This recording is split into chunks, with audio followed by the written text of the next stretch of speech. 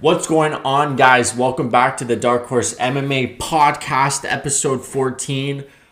We had some fights over the weekend. UFC Vegas 32, one of the most highly anticipated fights of the year, especially for me because these two guys are some elite strikers, some of the best strikers to watch. Tj Dillashaw coming off that 2-year needle in his ass suspension. And Cory Sandhagen, number 2 ranked at the time, one win away from a title shot. This guy's he was coming off of 2 highlight reel knockouts, the flying knee from Frankie Edgar, and the spinning wheel kick on, what's his name? Marlon Moraes, that guy. Just some context, I actually wasn't able to watch the fights live. I was at my girlfriend's cousin's wedding, and of course, me being me, right when I got home at like 2 o'clock in the morning, 1:30 in the morning, I went downstairs, watched the main event at least because I couldn't wait. I didn't check my phone at all, put it on airplane mode, did not want to get any spoilers whatsoever. And I watched the main card. Pretty good fight, good night of fights. I didn't get to watch the prelims. I'll probably watch it after this podcast, which is probably the wrong thing to do. I should have watched it before, but live and learn. I won't hold any regrets. I'll just live and learn, like I said before. But yeah, so we'll get right into it. So the first fight of the main card was Adrian Ynez versus Randy Costa. These two guys, some elite prospects at the bantamweight division, 135-pound division. Both these guys love their MMA Twitter. I think Adrian Ynez was the guy on weigh-ins to actually shout out MMA Twitter, which is hilarious. I love that. But yeah, man, Randy Costa, right out of the gate, he was a plus 185 underdog going into this fight, and Adrian Ynez was a minus 225 favorite. Randy Costa, right out of the gate, high pace, beautiful jab, was piecing up Adrian Ynez, was actually blooding. He bloodied up his face. He was leaking pretty early going into the fight, and he had a high pace in that first round. And then towards the end of the first round, he started to gas out, and Adrian weathered the storm and eventually got the finish. Adrian, he showed that he can take a fucking pretty nasty punch. Randy Costa was throwing a good amount of high kicks, and it was just a great fight. It was probably the fight of the night, in my opinion. Cory Sandhagen and Tj Dillashaw right up there too. There's a bunch of great fights though. So I don't know. Yeah, I know it was a great fight, great opening fight for the main card. Couple hot prospects, like I said before. I'm just checking my notes right now. So Adrian Ynez just weathered the storm, put on the pressure in the second round, and eventually got the finish. I think he hit Randy with a body shot, hurt him, and then just pieced him up, dropped him, and then just finished him with strikes. It was a great fight. 7-fight win streak now for Adrian Ynez. He's an elite prospect. The bantamweight division, one of the most stacked, if not the most stacked division in the UFC roster, or UFC in its entirety. And a funny thing about these guys is they actually had a bet going into this fight. I believe Adrian Ynez was for the side of Dr. Pepper and Randy Costa for Reese's Peanut Butter Cups. And the loser was going to supply a month's supply to the winner of whatever he preferred. And Adrian Ynez was the Dr. Pepper man. DC was even saying himself that he loves Dr. Pepper. Shocker. Love you, DC. He was even saying that Dr. Pepper is reaching out to him, I don't know, for a sponsorship or whatnot, just to give him some good old Dr. Pepper. And what would I rather have, Dr. Pepper or Reese's Peanut Butter Cups? Reese's all day. Dr. Pepper is way too sweet for me. I don't know about you guys, but that's just too sweet. I like sticking with my Sprite and Coca-Cola. Dr. Pepper, a little too much. I'll have it once in a while. I don't even know when the last time I actually even had it was, but yeah, definitely I would rather take a month's supply of Reese's Peanut Butter Cups. I don't know what you guys would rather have. You can let me know, message me on Instagram or comment on this YouTube video. And I would love to hear what you guys would rather have. So Dean Thomas thinks I thought this was an interesting question.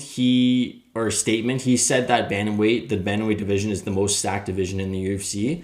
For me, it's either that or the lightweight division. Just taking a look at the rankings right now, bantamweight's very stacked. Featherweight's even really stacked. Bantamweight, featherweight, and lightweight. Those three are the top ones for me. I'm just taking a look right now. Damn, I don't know. They're all really stacked. You can make arguments for all of them. I'm actually, I thought I had a great idea that, I don't know if you guys know, but like there's the tier list. You can actually rank stuff. Rank like whatever list, whatever you want to rank, like favorite foods or whatnot. I thought it'd be a cool video to rank each division in the UFC. I thought it'd be fun, so I'm gonna make that a separate video. But for my opinion, the top three are bantamweight, featherweight, and lightweight, right off the top of my gate, without any analysis or digging. Those, I don't know. I'm not gonna spend 40 minutes ranking those divisions 1 to 3 right now, but you can make arguments for either one to be number one. Yeah. But anyways, moving on. To Maycee Barber versus Miranda Maverick. This was another great fight with two elite prospects. Miranda Maverick, she a great striker, great overall game. Maycee Barber, she wanted to be the youngest champion in the UFC. Obviously, that didn't happen. She was on a little bit of a skid. And she won a controversial split decision. Everyone really thought she lost this fight. DC was even saying that himself. Obviously, she thinks she won. I don't think I've ever heard someone that won a controversial decision thinks they lost. It doesn't really happen too often. I mean, not much to say with this fight, if we're being honest, guys. It wasn't too eventful. You know, they both landed their shots. Maycee landed a nice spinning elbow off of the break, I think, at the end of the second round. I mean, it could have gone either way. I thought going into this fight, I picked Miranda to win. I thought she took rounds 1 and 2, and then Maycee probably took round 3 with her pressure. And you could see Miranda was starting to fade away. She's a bulkier girl. She's jacked, and she started to gas out a little bit. Nothing too crazy. She still was fighting back. Yeah, I mean, like, not much to say with this fight. I'm just looking back at this. Yeah, Maycee had like a slow start, and then she picked it up as the fight progressed, which is why a lot of people, including myself, thought she lost that decision. And Maycee actually called out Jessica Eye. Jessica Eye accepted. Who really cares about that fight? Let's be honest, guys. The winner of that's going to get head kicked by Valentina Shevchenko at the end of the day. So, like, no one really cares if we're being honest with each other. I mean, Jessica Eye, she like has a third eye from that last fight. It was a nasty cut. I'm just checking on that division's rankings right now. Yeah, like Jessica Eye's number 8th. Maycee Barber's number 14th. I mean, you can do it. Jessica Eye just lost. I don't know what her record is lately. I think she's lost a couple in a row, if anything. But yeah, man, sure, make that fight. I'll watch it. I think Maycee Barber would take that. Why not? Sure.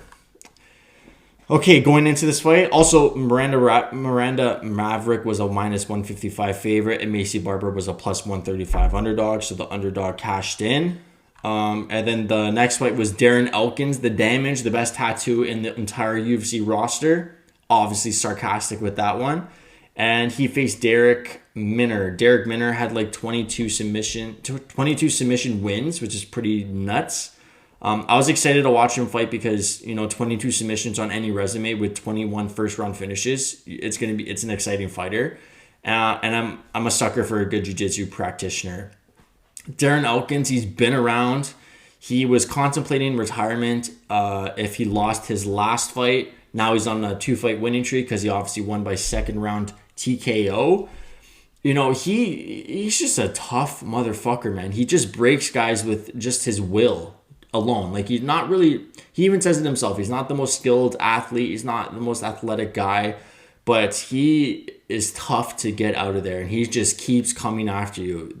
The Korean Zombie is nicknamed the Zombie, but this guy's probably the most realistic zombie in the entire UFC roster. He's always exciting to watch because there's always blood. He's like another Nick Diaz guy. But yeah, no, it was a good fight. Great transitions on the ground. Derek Minner always went for a guillotine choke, and Darren Elkins always said that it's very rare that I'll ever get caught with that because I'm A1 with my defense when it comes to specifically that choke. And then of course Derek Minner eventually gassed out. He broke. Darren Elkins had him in like a crucifix position, and then eventually finished him with strikes. Great win for Elkins. He even said that he's honest with us, which I love. He says, like, at this point in my career, I just want fights that are just going to be exciting for the fans, which you'd love to admire. And I love Darren Elkins, man. Derek Minner, he'll be back. Great potential. He's just got to work on that cardio and, make better decisions, because I know he pulled guard in he pulled a guillotine guard, Dustin Poirier special with one of his submission attempts, which is definitely not the thing you want to do, especially with Darren Elkins. He's very hard to submit, and especially just finish in general. And yeah, I know that eventually led to him getting pounded out, even gassing out quicker, especially on the bottom. It's very taxing on the body. It requires a lot of energy, just grappling in general. I'm just taking a look at my notes again. I know just Elkins is very resilient. He's an exciting fighter, and I love watching him fight. If you guys don't know Darren Elkins, definitely you need to watch him. Keep an eye on Derek Minner too. He's another good prospect in the featherweight division. And yeah, man, he'll be back. I'm confident he'll be back. He's gonna live and learn from this. No question about that. So the co-main event was Kyler Phillips. I have always been very high on Kyler Phillips, another great prospect in the UFC. He's also in the UFC bantamweight division, which is pretty crazy. He did not look as good as he did in his last fight. He had I think he faced Song Yadong, if I'm correct, in his last fight, which is another up-and-comer, a Chinese fighter who's just great overall. Great chin and whatnot, and Kyler Phillips beat him, I believe, by majority decision. And yeah, man, he did not look the same in this fight. I was pretty disappointed with his performance. He looked good. He got like a 10-8. Should have been a 10-8 round in the first round. He almost finished Paiva. I don't know, Paella. Ruan. I'll just say Ruan.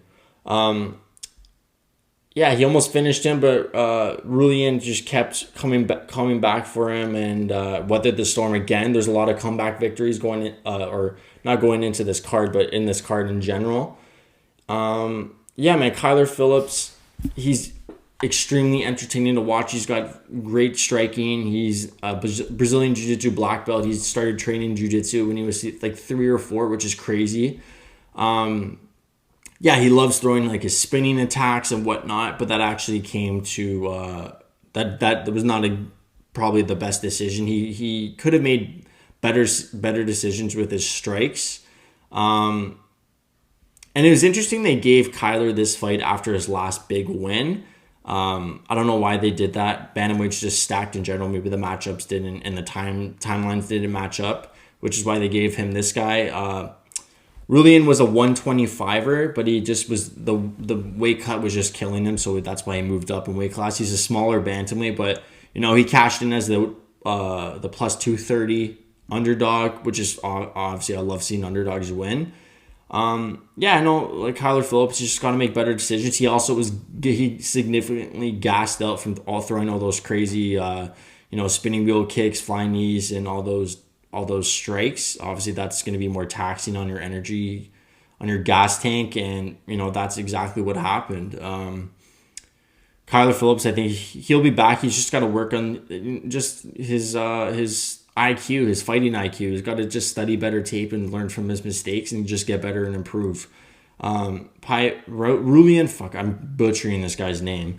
Ruan, he was gassing out too. After I think the second or first round, he was just sitting on his butt in between rounds instead of on a stool or standing up, which is not a good sign for body language. He was gassing out. But yeah, he edged out a decision.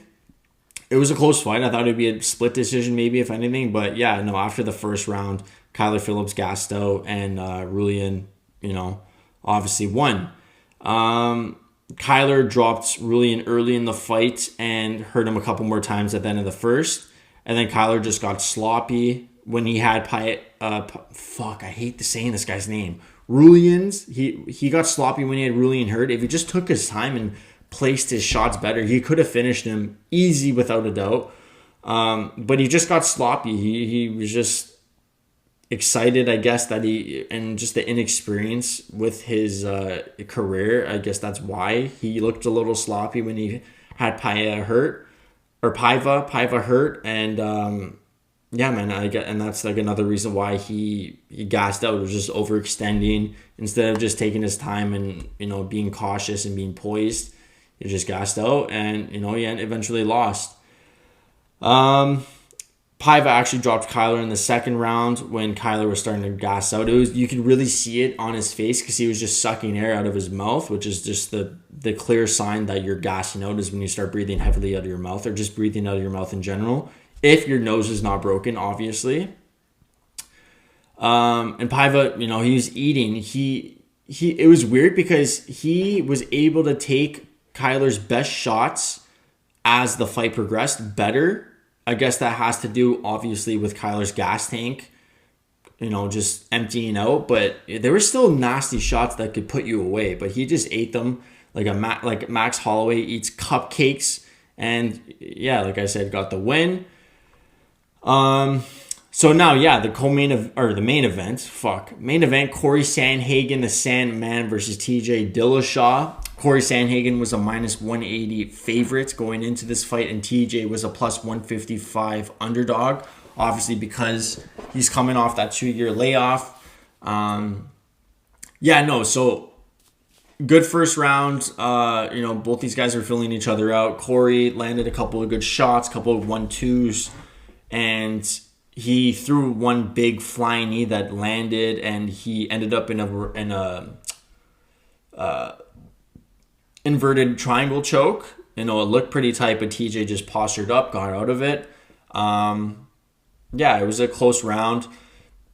TJ, I think it was in the first round where he popped his knee because Cory had him in a heel hook, and TJ was just like dismissive of the submission. He's like, you're not going to get me in anything. And then Cory at the very end of the round, he just cranked it as hard as he could, popped TJ's knee, said it to Dwayne Ludwig going back into his corner. And that kind of fucked up his whole game plan when he was going to take Cory down and throw his hooks in, because every time the first time he actually tried to throw a hook in, he popped his knee again. And he was like, okay, I'm not going to do that again. And in the second round, you can kind of tell that TJ was worried about his knee. And that's where Cory capitalized and was piecing TJ up. He reopened up that nasty cut over his eye, right above his eye. That actually was the reason why this fight got pushed back in the first place, because TJ got a cut during camp.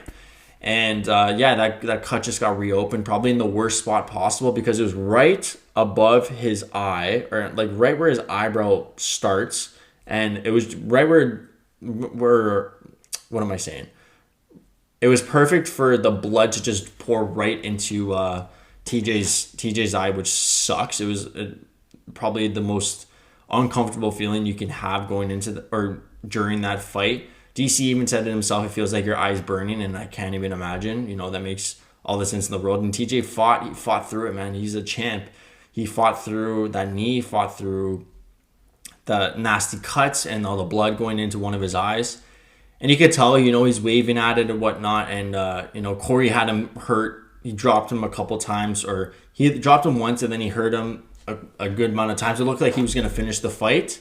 Cory just kept throwing these like spinning attacks and flying knees and whatnot. I think the flying knee landed flush in the second round. I don't know if he landed two. I know he landed one pretty nasty flying knee that I don't know how TJ ate. So TJ weathered the storm. Cory was piecing him up. Looked like he was going to finish him. And I'm just taking a look at my notes, see if anything I missed. Yeah, I know. So whenever Cory would throw like a spinning attack or flying knee, TJ was able to wrestle him and take him down and control him on the ground or against the cage. There's a lot of controlling against the cage. TJ had his back for a lot of the fight, or a decent amount of time for the fight. That actually was the reason why he got a split decision win over Cory. yeah, like, and then after the second round, once he weathered the storm and admitted to his corner that he was being lazy, he's just said, fuck it, I'm going to go for it. And he did, and he looked great. That third round was some of the best striking. Might have been the fourth round. I think it was the fourth round.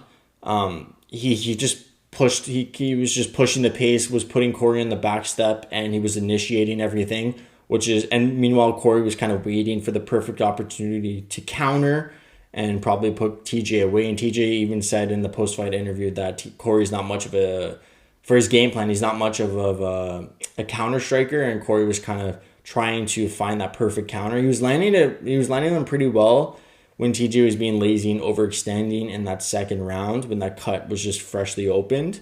And then he just said, fuck it, and he went back to the game plan and, was just frustrating Cory with his pressure, and then was just clinching him against the cage. And the amount of times he took his back against the cage was just, I don't even understand that. Cory was just letting him almost. It was several times that happened, which is pretty surprising. Didn't really do much with it, except for like probably the end of the third round. Maybe he just let off like a nice flurry. I think Cory landed a shot after the bell, a nice shot after the bell, but that happens. That's on the ref. It's not his fault. Yeah, man. I mean, like TJ, he came back, looked great. I mean, it could have gone either way. I'm not. It's not definitely not a robbery. A robbery. That's not a robbery. If you guys are saying that's a robbery, you're just unbiased and you're biased and you're not looking at it from like the perspective of the judges. You may have a favorite fighter, but that was not a robbery whatsoever. A lot of people were saying that Cory won.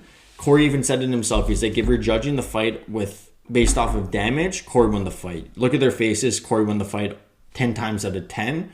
And if you're basing it off of control, TJ won the fight. So that's just the way it is. I can even take a look at like the strikes or the results per round, the stats per round. I mean, like, nothing crazy. TJ outlanded Cory in the first round. Cory outlanded TJ in the second round, and then in the third round, and then TJ got it in the fourth and in the fifth. So like it's like understandable, like especially if he outstruck him in the majority of the rounds, that shit's gonna happen. I mean, what are you gonna do? It's the judges. It's the way they said they saw the fight. Cory, realistically, he could have put TJ away if he just didn't throw those stupid spinning attacks. He's obviously on the high with the 2 highlight reel finishes he just had in his last 2 fights, so I don't blame him. They were working, stick to what works. And it obviously wasn't working in this fight. He should have stopped after the second time when he was getting clinched and taken down, because whenever Cory was throwing a kick, TJ would kind of rush in and clinch him against the cage and, try to trip him and get him to the ground. So, yeah, like, what are you going to do with that? I could see it either way. It depends on what you value. There should be like a known hierarchy for the judges to base off of, because it's just going to be biased and subjective for what you think is more important to winning a fight, damage or control or whatnot. So, I mean, what are you going to do? Yeah, no. So like TJ just caught a second wind after that cut opened up and eventually won the fight. I mean, there's not too much else that could be said. TJ, in his post-fight interview, he said, "Daddy's home." He wants either a title shot or a top 5 fight next if he can't get the Jan Aljo winner soon after that fight happens. So we got to wait and see how that fight happens.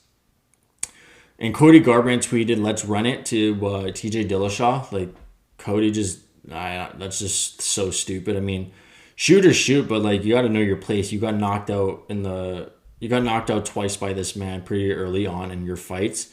So just know your place, go to the flyweight division. I'm pretty sure that's where Cody's headed anyways. Yeah, that's definitely not happening. If anything, TJ, I don't know, he'll fight. I'll take a look at the rankings.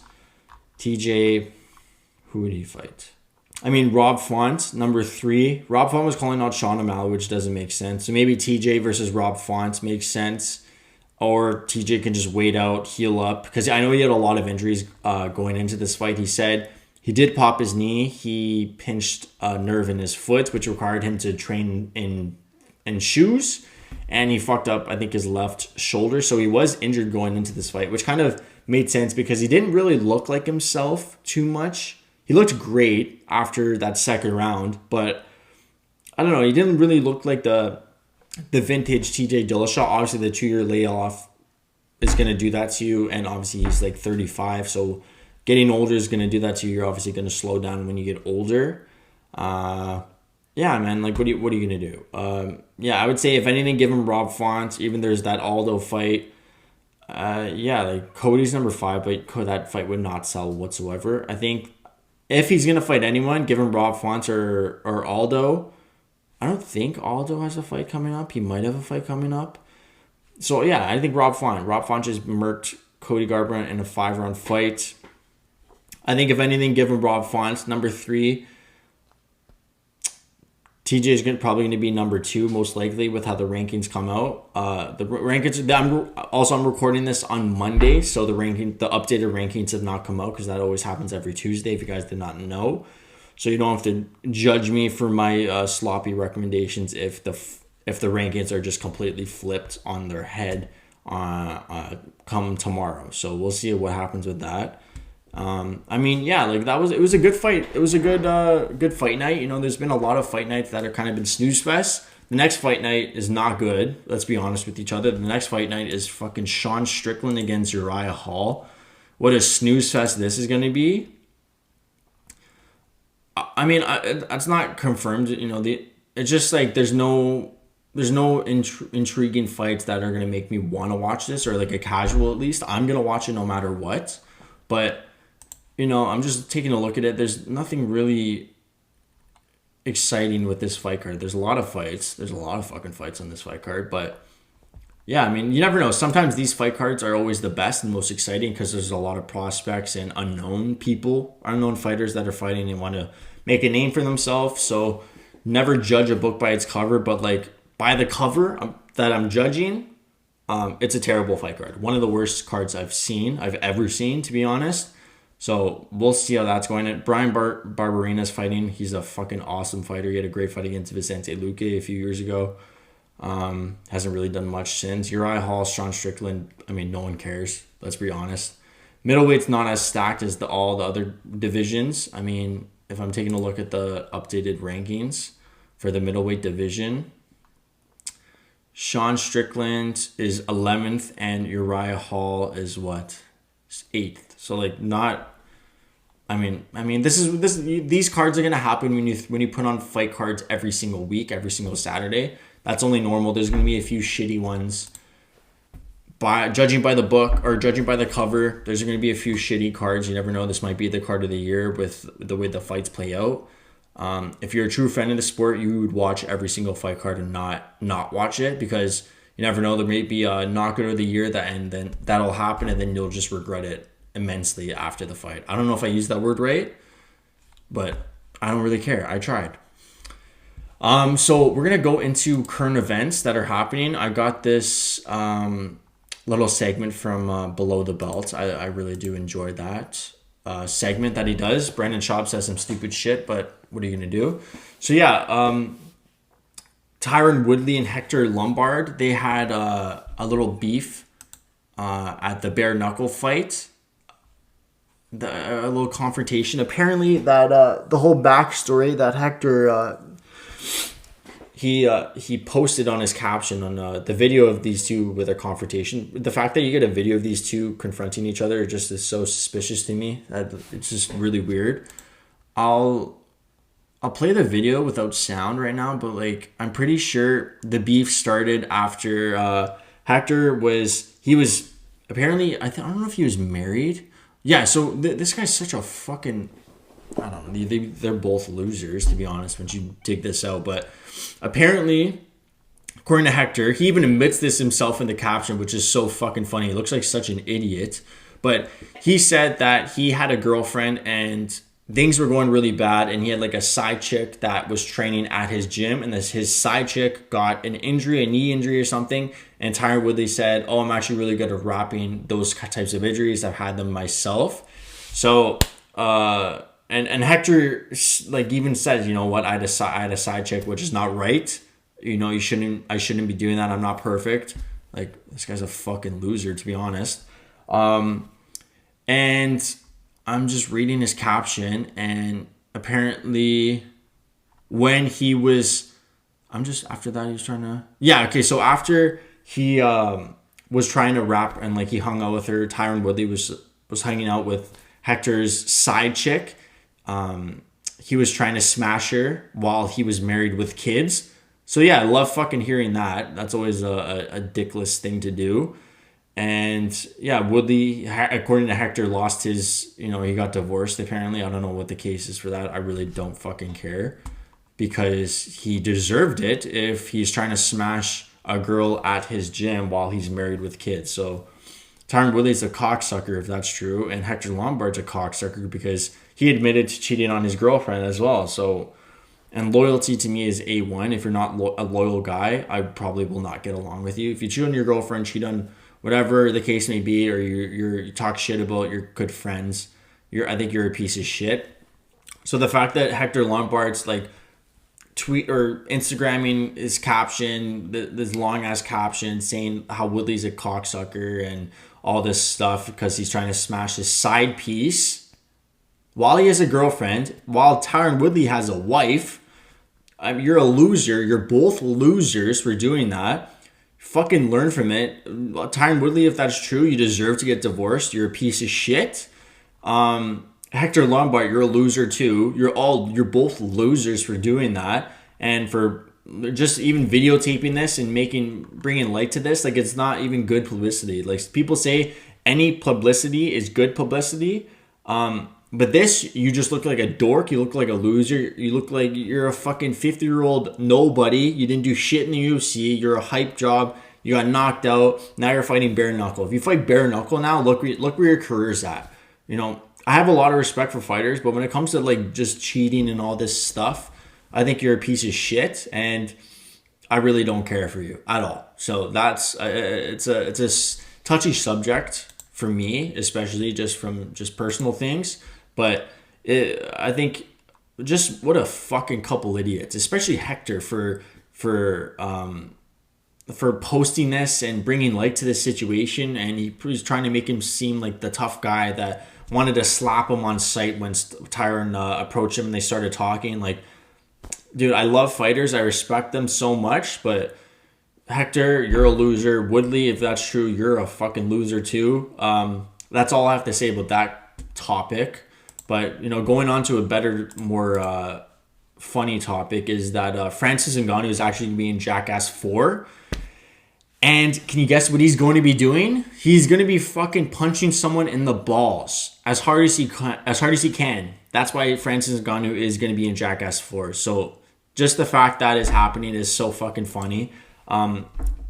That's just nuts. Ironically, poor choice of words.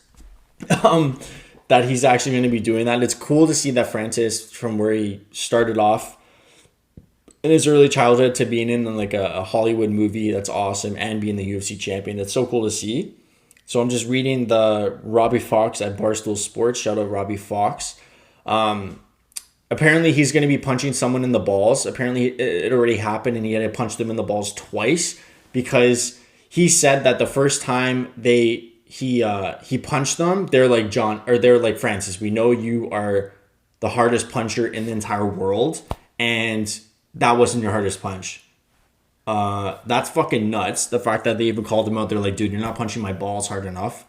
That's fucking unbelievable. The fact that happened, and they made him do it twice. And Francis is just such a nice guy. Of course, he didn't go full out in the first time, and that eventually led to him giving him a couple follow up shots on his nuts. I don't know who. They didn't say who actually got punched, but you guys can make your own assumptions.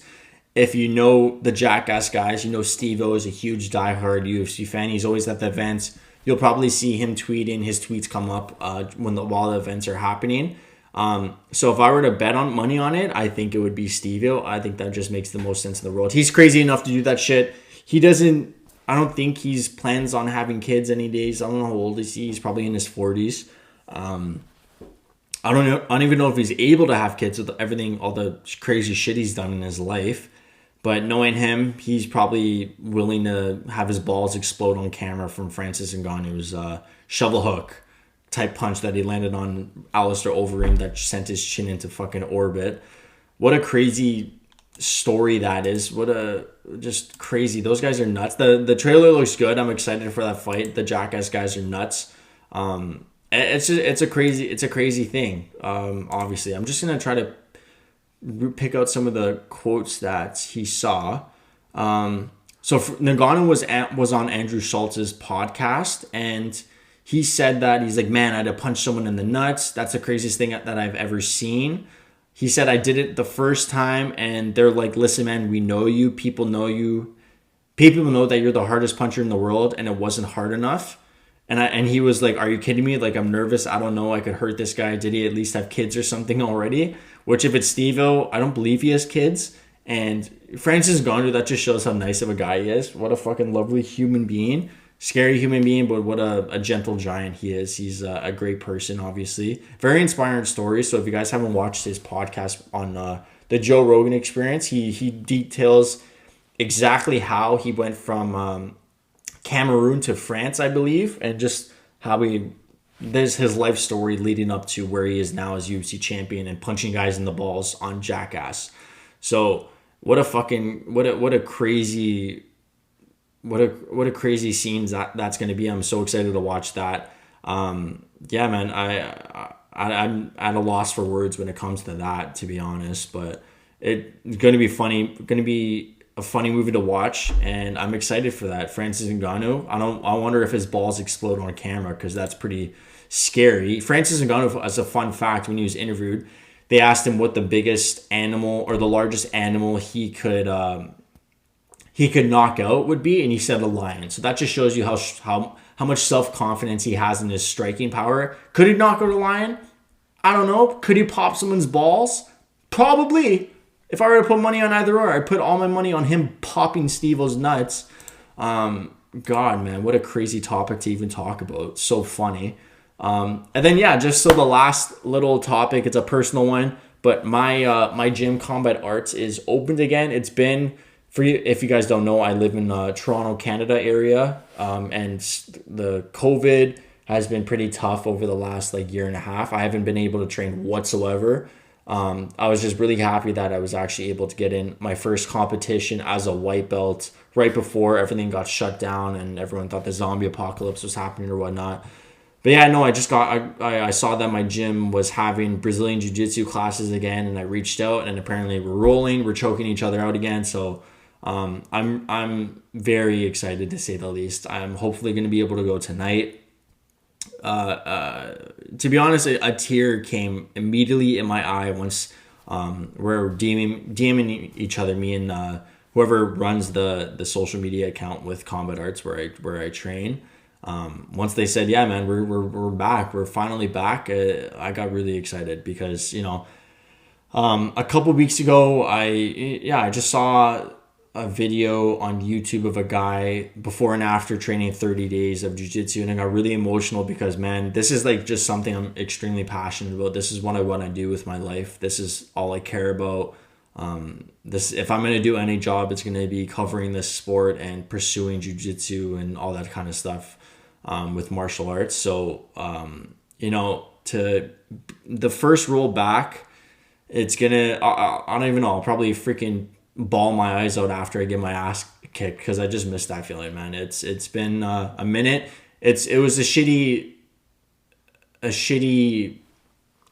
I guess timeline because I was about to get my blue belt. I'm still a one stripe white belt. I gotta love it. Still a baby in the whole jiu-jitsu game, but I'm excited because soon I'll get my blue belt, but I don't even care about any of that. I just want to get back on those mats, get my ass kicked, get humbled, and just progress as a human being because jiu-jitsu has taught me so many life lessons and really made me a better human being. That and just Dark Horse MMA, this whole podcast, this whole YouTube channel, and the brand that I've built with and all of you guys. And if whoever's listening to this right now, I really do appreciate you so much. It means the world, the fact that we're in the beginning of building this brand up. So, I will truly never forget the people that were there in the beginning. Once this is a big time thing, this brand blows up, because it will blow up. I'll die before I stop trying. I'll never give up on this dream of mine. But yeah, no, if you are listening to this, reach out to me on Instagram. I would love to talk to you. I would love to personally thank you. You guys really do, guys and gals, whoever you are, you honestly do mean the world to me. And I hope you all have a fantastic day. I hope you enjoyed this podcast episode 14. I'm going to wrap it up. I hope you all have a great day. And if you're new to the channel, you're new to the podcast, make sure to like this video and subscribe, follow Apple, Spotify, the whole ordeal. You know the deal. Next week, I don't think there's going to be a podcast. I'm going to be at my girlfriend's cottage. Nice little week vacation, but I'll be right back the week after. And I hope you all are happy. Chase your dreams. And I'll see you all in 2 weeks. You know what I mean. Love you all. See you guys.